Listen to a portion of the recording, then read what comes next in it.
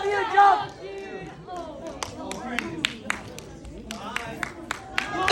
I love you.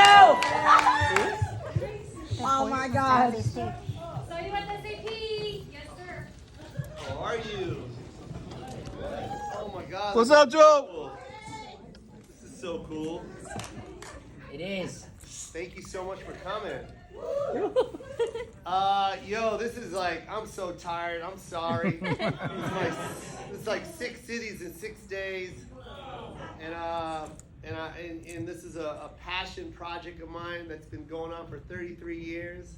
I've been talking about my family for 33 years, and they keep saying, it's too specific. No one's gonna get it, and well, guess what? It's finally on the big screen. So Yeah. and it happened a while ago, not too long ago. I always talk about my first Netflix special, Live from Seattle, if you ever watch it. But just to let you know, that was never a Netflix special. They turned it down, and I had to actually make that myself. I paid for that special because that's how much that story meant to me. And I was going to get that story out there. I was going to talk about it no matter what, because I knew how important it was for me just to get that message out. I see kids in here. Hi. And I love the fact that you're here because you finally get to see a movie that looks like you. Yeah. You're my favorite Filipino.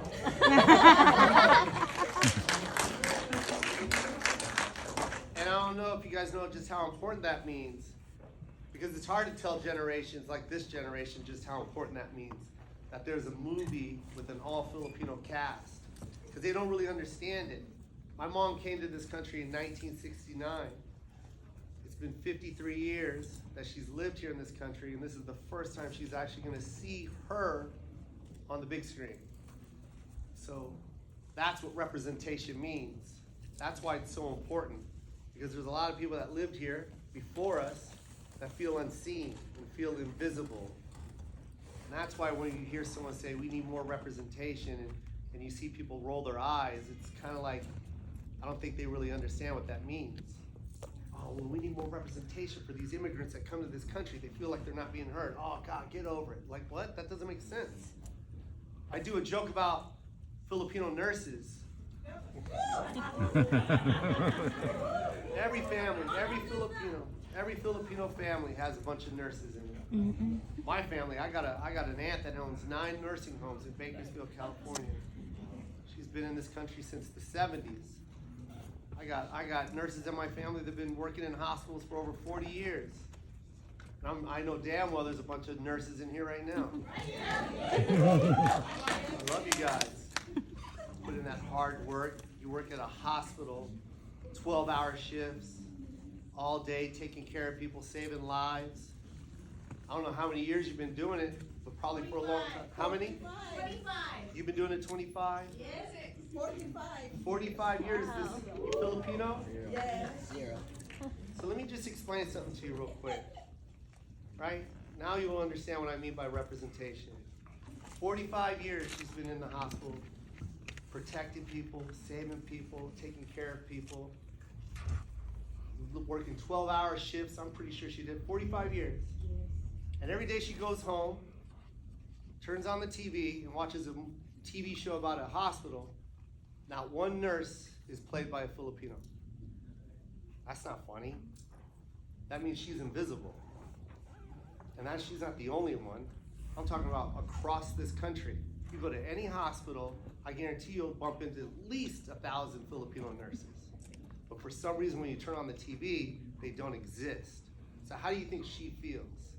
Invisible? Like no one cares about her?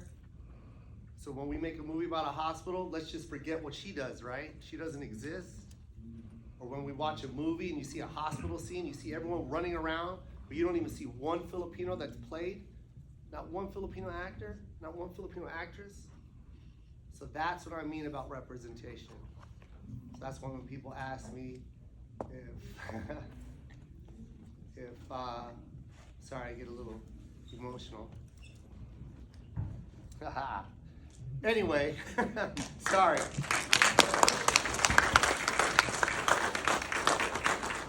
tired. Sorry. I'm getting a little emotional. Sorry. Anyway, what I'm trying to say is when people say, oh, you're going to do another joke about your mom, I'm like, fuck yeah, I am. I'm going to do several. I'm going to tell every single story about my mom because she exists in this country. And I'm going to do that story. When I'm on stage, I'm going to rep my mom. I'm going to work it hard. I'm going to act just like her. I'm going to sound like her because I know there's other Filipino moms that go, that's me right there. She deserves that because you know why? Because TV's not letting that happen. The big screen's not going to let that happen, so then I'm going to let it happen. The 1 hour I get on stage, I'm going to do it. And I want other actors to do it. I want other actresses to do it. I want more stories about other immigrant families. They all deserve to be heard. Chinese, Puerto Rican, Korean, I don't care. I want to see every story because once you see their stories, you're going to understand that we're all relatable. It doesn't matter what ethnicity you are, what color you are, we're all the same. That's why I'm so happy to see kids in here. It gives you a sense of identity. So like when I was your age, I went to movies and I watched this one movie. It was called Hook. It was produced by Steven Spielberg. It was a blockbuster. Monster actors: Dustin Hoffman, Julia Roberts. Take a seat, man. Have a seat. Sit anywhere. Have a seat, man. We're like talking. Whatever you want to do, my guy. Talking. I went to a movie called Hook. Big blockbuster. Steven Spielberg produced it.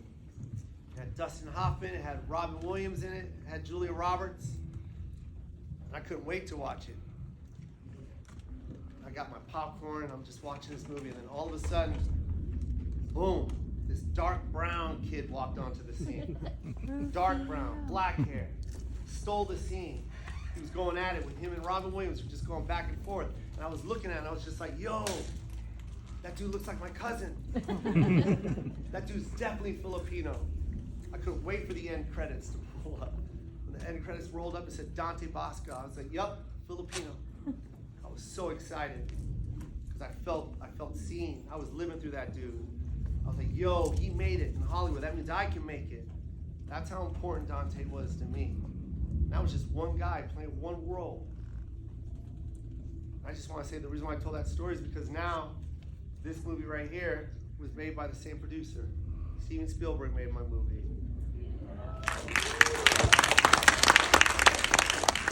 Thank you, Steven Spielberg. And I just want you to know this is the first all-Asian cast, primarily a Filipino cast, made by a major studio. It's the first one ever. So I just want to keep this door open. I don't want to wait 53 more years for this to happen again. I want to keep it open because we need to hear more stories. We need to hear more voices. They all deserve to be heard. So I love you guys. Thank you so much. If you guys want to take pictures, we will. Yeah! I got some Audrey right here. That's I call her my niece. That's my best friend, Alan. I've known him for so many years, almost 20 now. And he's been there when I was selling shoes. I was selling shoes and just dreaming about being a comic. He was there for me every step of the way, and that's his daughter, and she wants to be an actress, and it's gonna happen. Because, hopefully I inspired her. But she's got a bag full of t-shirts, and they're only going to the kids. And if you're a parent and you're like, I got kids at home, unfortunately you're not getting a fucking shirt. All for me. I love you guys. Get your cameras ready and let's take some pictures. I'll run up to you. Just put your phone on selfie, and I gotta go real quick because I gotta go to another city. And I love you guys. Thank you so much. I love you. Stay in your seats, guys. Put your phones on Do it all silent. together. Come on, guys, Oh, get up. that is sweet. I Get love up, it. guys. We're a big group.